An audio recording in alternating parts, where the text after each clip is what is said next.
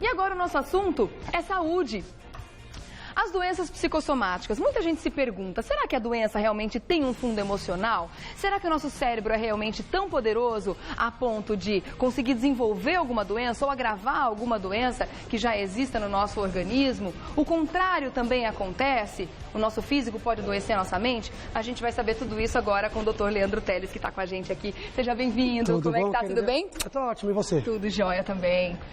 Falando em tá tudo ótimo, isso é uma resposta boa, que é sempre bom a gente dar para as pessoas, né? Afinal de contas, aquela máxima antiga é uma grande verdade? Mente sã, corpo são? Mente sã, corpo são. E você falou, será que o cérebro é tão poderoso assim? É. Então, o nosso cérebro tem um poder que a gente às vezes menospreza. A gente subestima a função do cérebro na causa e no gerenciamento das doenças físicas. Tá. O cérebro pode, sim, gerar sintomas, amplificar, reduzir. Então, o cérebro tem que ser visto como um órgão maestro do organismo, capaz de gerar doença, mas também capaz de gerar saúde. Então, é isso que você falou, de você contagiar. Estar bem no cérebro é a primeira premissa para ter uma saúde corporal. O cérebro tem várias alças de intervenção, ele comanda muito do nosso metabolismo. E cada vez se descobre uma nova alça, um novo jeito que o cérebro interfere. E é complicado a gente pensar que o estilo de vida que a gente leva hoje em dia, cada vez mais estressadas as pessoas, com cada vez mais coisas para fazer, com menos tempo de pensar na própria saúde e no próprio bem-estar, as pessoas estão cada vez com menos tempo de cuidar desse órgão que é tão importante, que gerencia tudo isso, né? A gente acaba menosprezando e acaba não dando a real atenção ao nosso cérebro. Então, hoje em dia a gente tolera, a gente faz alguns papéis, né? A gente acaba anulando a saúde mental e depois a saúde é comprometida fisicamente. Tá. Então a gente fala em psicossomática na junção de uma mente saudável com o corpo. E você falou de uma via de duas mãos, né? De mão dupla, Isso existe. O cérebro comanda o corpo e um corpo doente também leva a uma alteração emocional. Então, a maioria das doenças crônicas tem dentro do seu mosaico de causas e fator de descompensação a mente. Tá. Se a gente não virar o holofote, eu vejo as pessoas na academia, cuida do corpo, cuida da alimentação, mas eu vejo poucos falar de neurologia. A gente tem várias dúvidas aqui, vamos começar? Legal, vamos lá.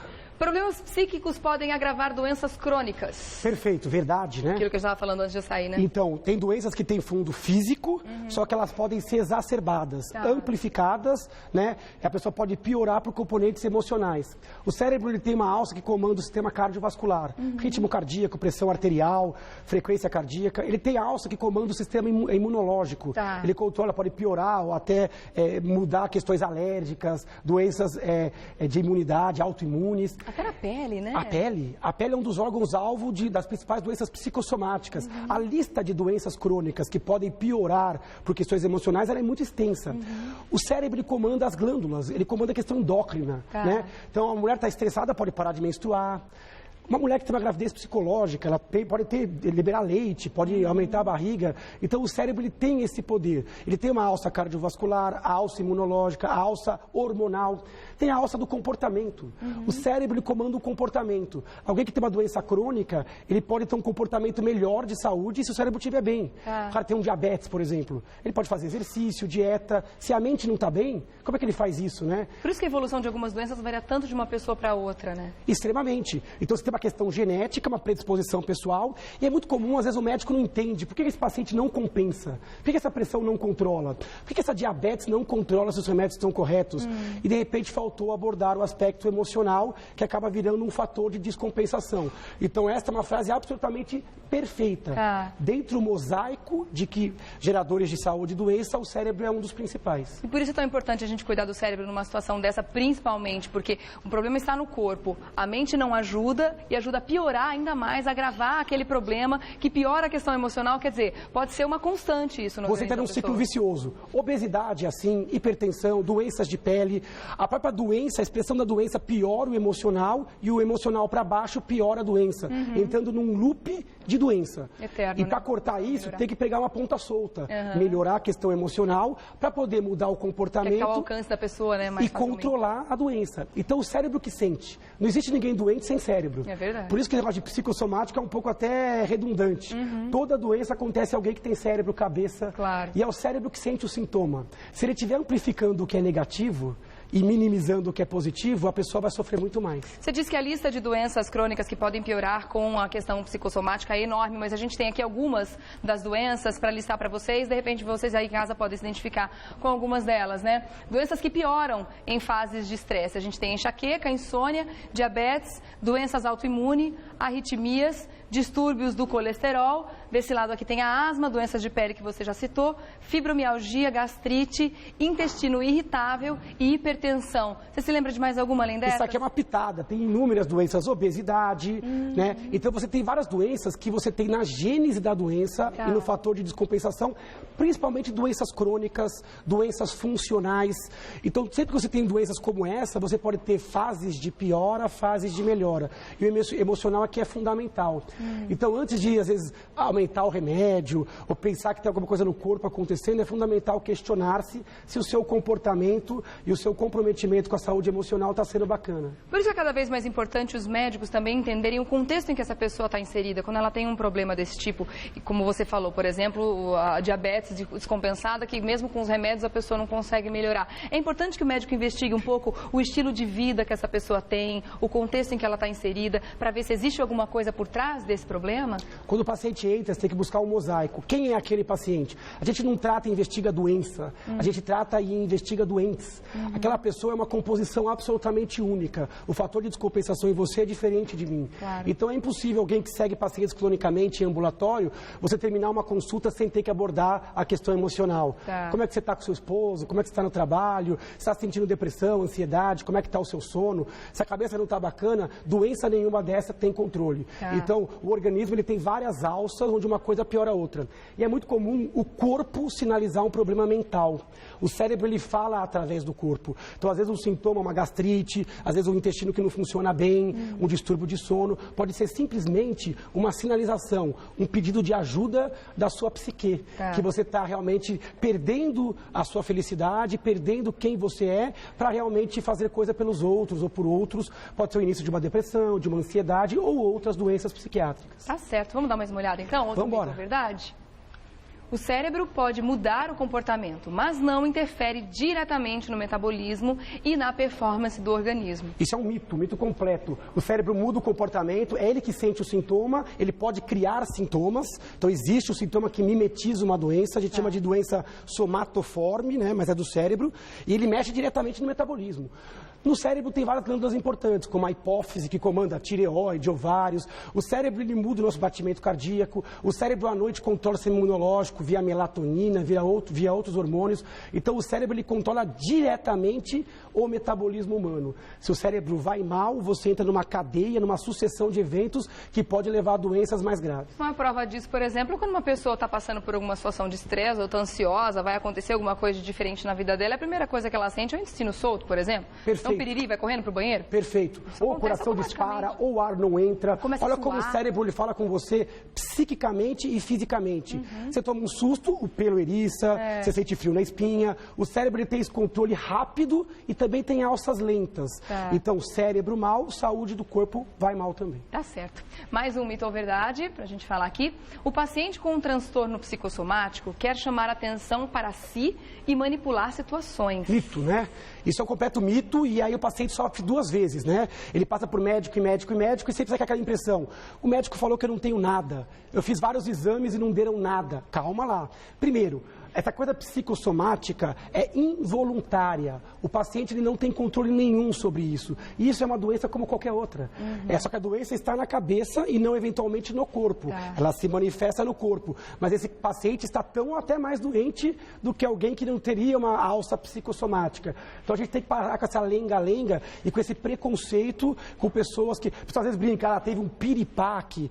Isso é emocional. Ela é fraca. Não. É uma doença como qualquer outra. E essa alça ela não está na mão do paciente. É claro que quando o organismo percebe que tem vantagens, às vezes ele realmente consegue atenção, consegue, às vezes, ficar fora do trabalho. Ele vai querer perpetuar essa situação. Ele até pode perpetuar. A gente chama isso de ganho secundário. Mas a causa não é isso, não é uma simulação. É uma doença psiquiátrica que trouxe alguns ganhos e, de repente, isso pode alimentar o processo. Mas isso é o ganho secundário. O ganho que a gente chama de ganho primário é o cérebro falar com o corpo, proteger a consciência de algum dilema e fazer uma conversão de um transtorno psíquico em algo somático, algo mais palpável. Isso protege um pouco a consciência. Eu tenho um dilema, por exemplo, que eu não quero ficar relembrando. Eu tive um estresse pós-traumático, uma violência, ou algum grau de ansiedade. Você transforma um sintoma psíquico num sintoma físico. Isso chama-se conversão. Isso protege um pouco. Esse é o ganho primário. Então, isso é mito. Tá certo. Por isso que é importante as pessoas que estão em casa, de repente, têm um sintoma, sentem alguma coisa, mas já fizeram uma bateria de exames e nunca perceberam nada, os exames estão sempre normais. É importante, então, de repente, consultar. Nesse caso, seria um psiquiatra para ver qual Psiquiatra, psicólogos podem ajudar. O próprio clínico geral, quando ele tem essa condição de ouvir o doente, de alguém que se confia, o próprio ginecologista, ele fala, eu estou sentindo sintomas, os meus exames são normais. Graças a Deus, quer dizer, não há uma doença orgânica grave, mas... Não ainda, mas que pode acontecer, Pode acontecer, mas o sofrimento já é a doença. E você pode sim ter uma abordagem psicológica, psiquiátrica, neurológica, ou mesmo clínica, envolvendo o corpo como um todo. Tá certo. Vamos agora para uma pergunta que chegou pra gente aqui, através do mulheres@tvgazeta.com.br. É a Rosana Oliveira, aqui de São Paulo. Ela quer saber o seguinte: tenho 67 anos e percebo que sempre que fico mais estressada, minha diabetes piora muito, mesmo tomando os remédios direitinho. Você acredita que minha diabetes seja de fundo emocional? Como faço para melhorar? Interessante a pergunta, né, da Rosana. É que a gente acabou de falar, inclusive, com relação a isso. Exemplo. Diabetes é uma doença crônica e é uma doença metabólica, né? Então, essa doença metabólica que mexe no metabolismo dos carboidratos, da glicose. E eu não acho que a diabetes seja causado pela questão emocional. Tem outras causas, tem a questão genética, o hábito, o peso e tal. Mas a questão emocional pode fazer a diabetes flutuar. Mas a descompensação pode ser emocional. Para tratar o diabetes, ela precisa fazer atividade física, dieta. Como que ela faz isso se o cérebro não está bem, se ela está estressada? O próprio estresse faz liberar um hormônio do estresse, que é o cortisol. E o cortisol piora o controle glicêmico. Então, às vezes, ela precisa realmente baixar a bola, mudar os hábitos, ou até ser medicada para o ponto de vista psiquiátrico, psicológico. E, às vezes, você acalmando o paciente, a pressão acalma, a diabetes se acalma, e ela consegue depois virar para si. Perder peso, fazer atividade física, tomar os remédios regrado. Então, é sem dúvida um fator de descompensação. Ela pode ajudar o médico dela falando isso. Não precisa esperar ele perguntar: doutor, eu ando muito estressada, eu estou sentindo esquisita, eu estou ansiosa, eu estou preocupada, eu estou pressionada. O médico vai te ouvir certamente e vai ser muito bom para ele poder controlar a diabetes com medidas, às vezes, comportamentais. Por isso que muitas pessoas acreditam que o médico não está dando importância para o que ela está relatando, para o problema que ela tem, porque, eu estou com um problema de pele, uma coceirinha aqui, uma dermatite e tal, e sai do consultório com uma receita, vá procurar um psicólogo porque é estresse. Mas, de fato, isso acontece com uma escala grande, né, doutor? Isso pode acontecer. As pessoas, às vezes, se sentem punidas. Falam, nossa, o médico não deu atenção, falou que era estresse, tudo é estresse. Calma. Às vezes você tem, sim, estresse, às vezes você tem ansiedade, tem depressão. Isso não é um demérito. Isso é colocar as coisas nos seus lugares certos. Só que é fundamental, lógico, que sempre que você pensa em algo psicossomático, você tem que afastar as causas clínicas. O médico vai ter que examinar o paciente de cabo a rabo. Às vezes, alguns exames são importantes. Geralmente, os diagnósticos psicossomáticos são diagnósticos de exclusão. O próprio médico morre de medo de perder um diagnóstico, né? Então, é fundamental afastar as causas clínicas, manipulá-las e também não esquecer deste componente. Tá certo. Vamos lá, mais uma pergunta de telespectador. Legal. Agora é a Fernanda Campos, de Jundiaí. Você é mais jovem, ó, 19 anos. Olha lá. A minha filha tem 19 anos e é muito instável emocionalmente. Quando contrariada ou quando briga com o namorado, ela apresenta crises intensas de choro e desmaios, olha que sintoma importante, que duram cerca de 30 minutos. É desesperador. Tenho medo dela ter alguma doença grave no cérebro ou no coração. Já fizemos muitos exames e passamos em diversos médicos. Todos dizem que ela não tem nada. Não sei mais o que fazer ou como ajudá-la. Que situação da Fernanda, né? Difícil, então, né? ela tá olhando a filha jovem, mulher. É interessante que, lógico que ela precisa ser examinada, talvez precise de alguns exames, porque desmaio, como você bem citou, é um sintoma de maior gravidade, maior preocupação. Mas, olha que como os sintomas são esquisitos, são situacionais. Quando ela já é instável de base, quando ela briga com o namorado, quando contrariada, então isso sugere um componente psíquico. Não é em qualquer situação que ela desmaia. Ela desmaia quando ela está na briga. Sintoma situacional. O sintoma é esquisito, que é um desmaio com muito choro. Essa atipia também sugere um quadro emocional, que acontece mais frequentemente em mulheres e jovens. Outra coisa que ela falou é que ela já procurou especialistas e médicos, fez exames tão normais e os médicos todos foram unânimes em dizer que aquilo não é nada físico. Existe uma doença aqui? Existe. Possivelmente psicossomática? Sim. Então é fundamental que ela, se tiver na dúvida com relação ao afastamento de doenças como epilepsia e doenças cardíacas, que ela procure outros especialistas desta área, mas eu acho que aqui já tem evidências de que precisa de um psicólogo, precisa que o psiquiatra converse com a filha dela para ver se não tem mais alguma coisa e o corpo está querendo se manifestar fisicamente. Só para complementar aquela pergunta que a gente estava falando antes, as mulheres estão mais suscetíveis a essas questões psicossomáticas por causa dessa flutuação hormonal? Eu acho que sim. Na verdade, as mulheres têm mais doenças psicossomáticas, isso é um dado estatístico, isso vem mudando.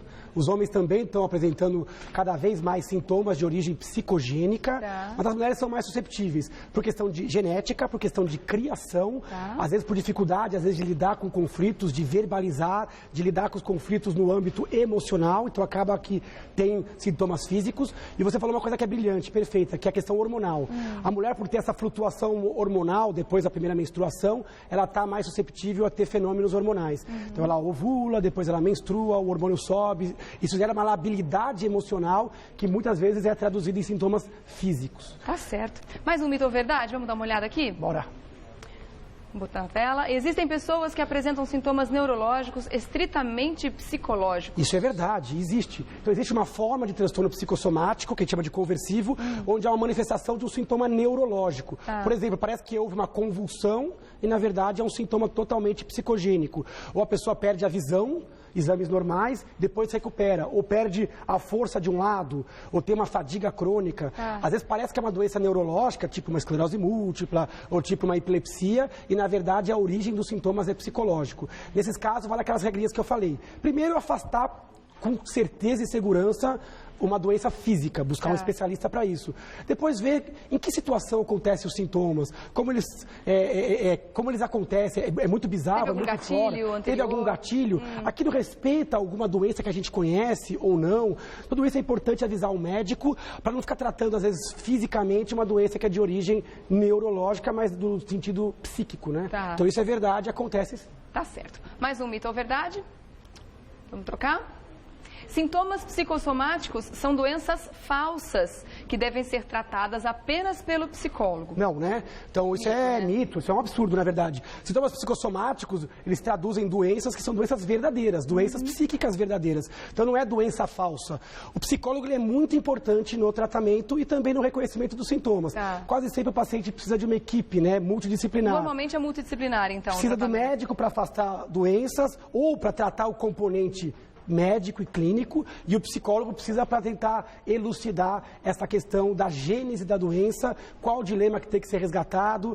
É importante o tratamento com o psicólogo. Então, terapia está altamente recomendada e eu acho que o médico ajuda também a dar esse diagnóstico de certeza, eventualmente medicar, e o mais importante é tratar o componente físico. Tá certo. Então, nesse caso aqui, um mito. É um mito porque é uma doença verdadeira e até dupla, né? Que precisa de uma equipe completa para atuar em cima desses casos. Tá certo. Mais um mito ou verdade? Agora é pergunta, verdade? Pergunta do telespectador, da Kátia Pereira, de Itatiba. Descobri um câncer de mama há cerca de 1 ano e meio e estou em tratamento com quimioterapia. Tenho 56 anos e esse diagnóstico me assustou muito. Dizem que meu câncer foi fruto de meus problemas psíquicos, que eu deveria aprender a lidar com meus problemas. Será que isso é verdade? Vejo muita gente com mais conflitos que eu que não tiveram câncer algum. Primeiro, eu agradeço a pergunta, eu estava torcendo para ver uma pergunta dessa, para eu poder desmistificar algumas coisas. Essa história a gente já ouviu, né? Quer dizer, será que o câncer tem a ver com o emocional? Será que o câncer é uma manifestação emocional? Eu acho que não. O câncer é uma doença agressiva e altamente complexa, onde há mutação de algumas células, você tem questões genéticas, hormonais, situacionais. Eu acho que é muito complicado você culpar o aparecimento de um câncer para um conflito psíquico. Eu acho que tem limite, né? Tem doenças, por exemplo, que não são psíquicas, são doenças físicas. Alguém nasce com uma síndrome de Down, por exemplo, uma doença genética, não tem nada de psíquico nisso. No câncer, é lógico que quanto mais tranquilo você estiver e bem emocionalmente, melhor você vai ser no combate da doença. Agora, você culpar alguém que ficou prendendo seus sentimentos e teve um câncer, isso eu acho um absurdo. Não existe comprovação científica para isso. Eu ia te perguntar justamente isso. Não existe nenhuma comprovação científica no sentido de mostrar que o cérebro foi responsável por uma produção exagerada de hormônio que gerou a mutação na célula para ela se desenvolver rápido? rápido demais. Isso não aconteceu. O processo ele é muito complexo. O que pode acontecer é que a pessoa muito estressada, a imunidade cai um pouquinho e se pode ser, lógico, pode bobear com uma mutação. Agora, tem muito mais além disso. Lógico que toda doença é um mosaico. Tá. No caso do câncer, eu acho que tem muito de genética, de exposições, de hormônios e tem um quesinho da parte psíquica. Mas eu acho que isso, às vezes, é um pouco supervalorizado. É uma mínima parte. E a pessoa sofre duas vezes. Claro, sofre com a doença. Que tem a culpa por aquela doença que ela está Ela sente uma culpa, quer dizer que se eu tivesse falado, coisa verbalizado, terrível, né? É complicado isso, Regina, porque muitas vezes, depois que aparece uma doença, a gente tenta bolar uma explicação. Então é isso. Então tem que tomar cuidado. A parte psíquica é importante, mas tudo tem um limite. Agora é importante no combate ao câncer. Porque como é que você aguenta a quimioterapia, a radioterapia, como é que o sistema imunológico começa a combater esse câncer? Então é importante que a pessoa não tenha culpa e que ela fique forte psiquicamente para combater. Então é fundamental ter a parte psíquica em ordem para prevenir e para combater um câncer, mas culpar a parte psíquica em doenças complexas como essa, eu acho um pouco exagero. É verdade. Eu também gostei de ter aparecido essa pergunta, porque realmente isso já apareceu em rodas de conversas e tudo mais. As pessoas realmente se questionam, poxa, mas será que a pessoa que teve o câncer tem a responsabilidade em cima daquilo? Como é que ela poderia ter evitado? E é uma culpa muito pesada de se carregar, principalmente durante o tratamento, que é onde ela mais precisa desse equilíbrio de apoio e equilíbrio. Então eu acho isso um absurdo. É verdade. Ela até colocou, né? Vejo pessoas com mais conflitos que não têm câncer. Então, calma lá. Eu acho que cada caso é um caso, mas nisso a gente tem uma doença complexa e tem doenças que têm determinantes que são físicos, né? Não tem jeito. Então, eu achei legal essa pergunta para a gente fazer para não achar que tudo é psíquico também, né? Na verdade, tem muita coisa que é física e que a pessoa não tem culpa ou não tem a questão psíquica envolvida. Certo. Obrigada, viu, Kátia Pereira, pela sua pergunta. A gente estima as melhoras, claro, e a solução desse problema quanto antes, né? Com certeza. Vamos dar uma olhada, mais uma pergunta que chegou aqui através do mulheres@tvgazeta.com.br. A Patrícia Souza, de Campinas.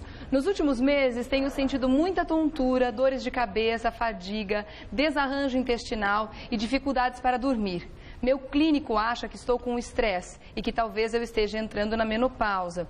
Nunca imaginei que estresse pudesse dar tantos sintomas físicos. Você concorda com o meu médico? Eu concordo. O estresse ele pode dar sim. Olha como é interessante, né? Ela tem sintomas que são bem distantes, né? Um dos outros. Dói a cabeça, tem uma fadiga, um desarranjo no intestino, alteração de sono. A primeira coisa é buscar um médico, para ver se não é um distúrbio hormonal, endocrinológico, uma anemia, um distúrbio de tireoide. Certamente o médico a examinou, fez os exames apropriados para a idade e para o contexto clínico. Agora, o estresse pode explicar isso? Lógico que pode. E a menopausa é uma fase da mulher onde ela está mais sensível ao estresse.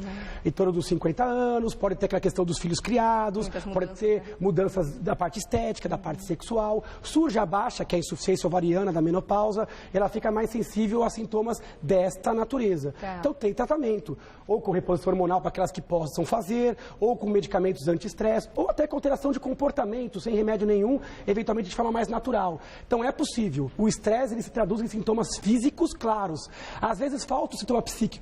Mas eu me sinto bem, mas o meu corpo se sente mal. Então, mesmo assim, pode ser uma doença psíquica? Pode. Às vezes, o cérebro só fala pelo corpo sem o sintoma clássico de depressão, ansiedade, que é o sintoma psíquico. Tá certo. Quero agradecer demais a sua presença aqui, doutor Leandro Teles. É sempre muito bacana conversar com você. O papo de hoje, na minha opinião, foi fantástico. Desmistificou muitas coisas importantes para a vida e para o bem-estar das pessoas. Eu quero deixar também aqui o site para você fazer contato, www.leandroteles.com.br. leandroteles.com.br. No Facebook a gente tem uma fanpage, Neurologista Leandro Teles. Legal. Então, Neurologista Leandro Teles no Face, para quem gosta, pode mandar sugestões e perguntas. E no Instagram, Neuroleandro Teles.